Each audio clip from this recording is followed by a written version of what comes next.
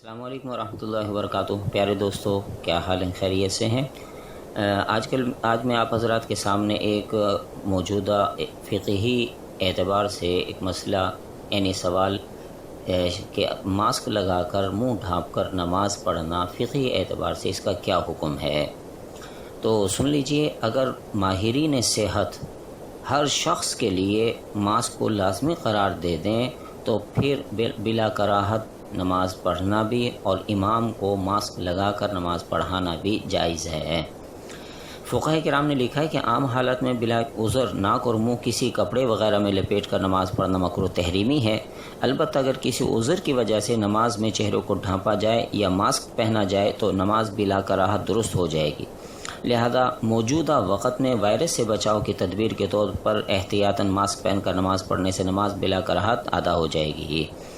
Al Durr المختار و حاشیہ ابن عابدین۔